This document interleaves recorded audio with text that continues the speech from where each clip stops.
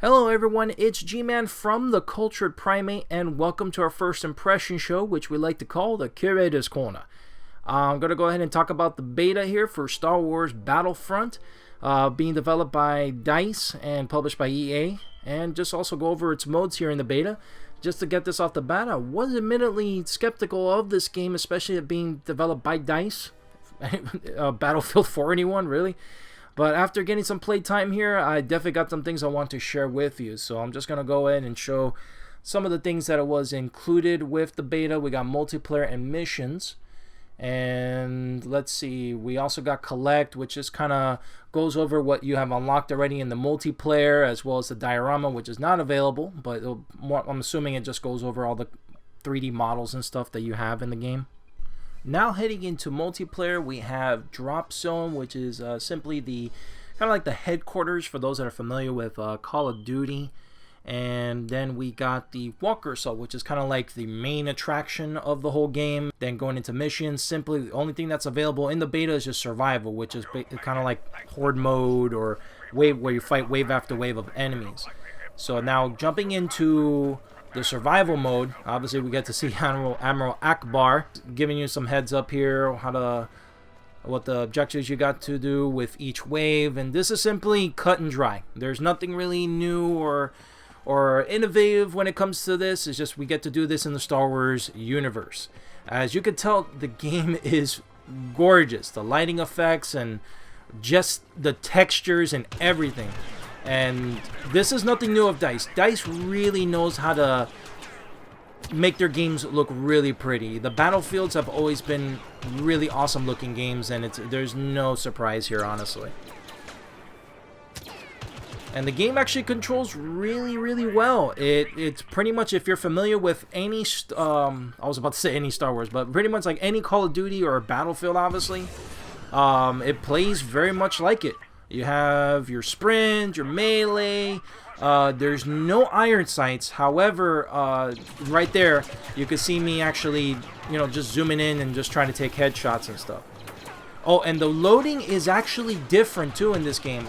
Since obviously these are lasers and not guns with bullets, you actually don't have a reload. You just kind of like shoot it till it overheats, and then it gives you a little half circle indicator where you can actually do like an active reload, similar to that of like Gears of War, sort of. And if you time it right, you can just go right back to shooting. However, if you mess it up, then your gun is just too hot and your character won't even like grasp it again.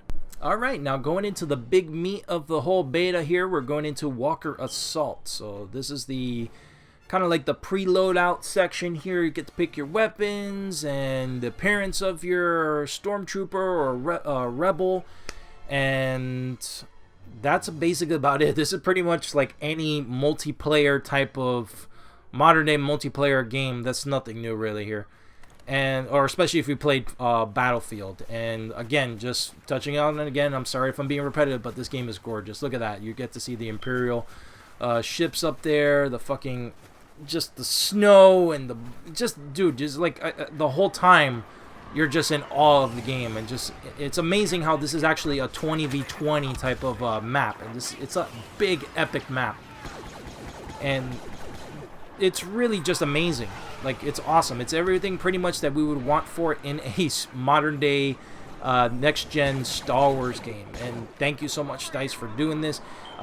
As far as the beta goes, in terms of performance, it actually plays very well. It hasn't given me any problems, no issues with lag or anything like that. However, that's up to obviously your connection. Oh, I got killed there.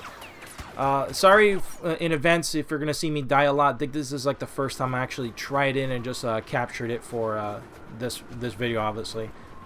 But oh yes, and then going into the card system, it's more of as you rank up, you actually get to earn credits that you can actually buy these different type of cards that either include your jetpack or what is called a charge ion, which I believe actually gives your gun more extra firepower, and grenades and things like that. And then also in this mode, you actually get to man vehicles and get all these different type of equipment that you can use to blockade certain areas or use bubble shields or whatever the fuck. It's just, there's a lot going on. It's very crazy. This mission mode, whatever the fuck you want to call it, is insane. And you can see here, actually turning one of the rebels off links, up links, I'm sorry. And I see in the distance some of the power-ups here. See, like there's an infantry turret that you could just lay down by holding the shoulder buttons. There's the ATST, which is going about its business. And you could actually get to man that. That's the best thing about this. And here I'm going to go ahead and show you how it is to... I got rid of that first. You have to get rid of those first before you can actually get another power-up. But I'm just going to go right into manning a TIE fighter. In just a moment. I don't know when I'm going to start it. There we go.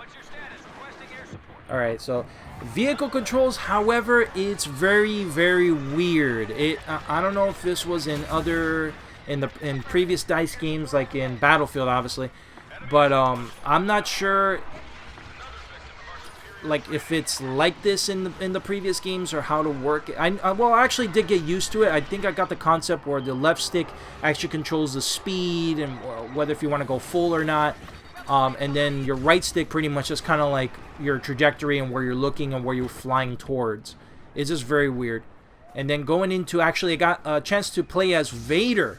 I got one of the power-ups. He's one of those power-ups that are very random and that go on about the stage here. And he's very weird to control. Here you see me just awkwardly just trying to get used to him and seeing how he works. They cannot kill you, I don't believe. I think that bottom part, that yellow meter, is just kind of like telling you how much time you have with them. You get to do a lot of cool things with him. You could swing your lightsaber, as you can see here. You can throw it. You can do the choke, which you'll see in just a moment here. I'm trying to get a grasp of it. It's weird. It's very weird to control him at first. Because I was just kind of like, oh man, I got Vader, and now I'm kind of like, okay, how do you move him and how does he work? But once you get used to him, he's badass.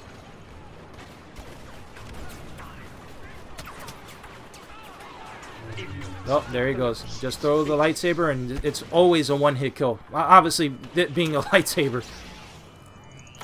Grenades? Nope. Do not work. And here we go. Here's the choke on him I'm going to do. And you could just slash him to death. So yeah, getting the heroes is it's awesome. It's great and it's really cool. See, you could do the force jump and just kind of float over there. It's very, very cool. Just start mowing down rebel scum. And the sound design too. I haven't even gotten into the sound design. The sound design in this game is perfect. So DICE really does excel with their sound design. And oh, I found Luke. Oh, and I died there, of course. It's weird though too, when you've encountered the heroes and the timer runs out. Just look at this. My Vader, that's my Vader still, and then just Luke is just kind of like kneel down. All of us there are messing with him, and then I just kind of like teabag him there. Sorry, Mark. Yeah, going back into the sound, it's amazing. Simply put, amazing. Now, getting into the last mode here that's available for the beta is the drop zone. So, as I mentioned earlier, this is more of a headquarters type of mode. If you're a veteran player or played any of the previous multiplayer modes for Call of Duty. If you don't know what that is simply put, there's a randomly generated points of the map that that everybody has to go to and claim and defend. So if, for instance, like here, there was that pod that was claimed by the Imperials, and then I just came there and just claimed it. And now, once it's claimed, you have to defend it. So it's a simple mode. It's not team deathmatch. However, obviously everybody encounters it as such. So you see, like, there's barely anybody here defending it. Everybody's just going about killing each other. But that's basically how this mode works. There's nothing really much else to it. If you played any If you play Battlefield or Call of Duty, this should be no surprise to you. So it's a shame really that even though some of these maps are great and it's great to play in the universe of Star Wars and the game looks beautiful and all, it would have been nice to at least have an extra mode or something different that they would offer besides this one and Walker Assault. Like, I don't know, it would have been great to have at least one more map at this type of gameplay. You know, something a little bit extra to at least kind of whet our appetites a little bit more, to get a little bit more of a feel. But I can't complain too much, obviously, because this is free. There's no need to pre-order or to get a secret code by whatever means necessary. You can go on now, download it for free, and get to try it out for yourself. And I was saying earlier that I was skeptical with this game, it being from DICE and all, but it's just, I don't know, with EA and the way that they've been conducting business, they've been doing better lately, honestly, but it's still, it was there. And then once I saw it with E3 with their showcase, it immediately jumped up to being one of the most anticipated games that I have for the remainder of this year. And I hope the final game, once it does come out, that it never disappoints. I've been dying for a game like this of Star Wars for a long time, and finally it's come out. It plays well, it sounds great, it's a lot of fun, and this is definitely on a lot of us as the Culture Primates radar. So you're definitely, once this game comes out, we're going to definitely get a review of all of our impressions of the game, what we think of it overall once the final product comes out. And definitely there's going to be more content on this channel for with this game. Maybe there might be a battle for the brew or sucking back, we don't know, but definitely this game won't go away anytime soon.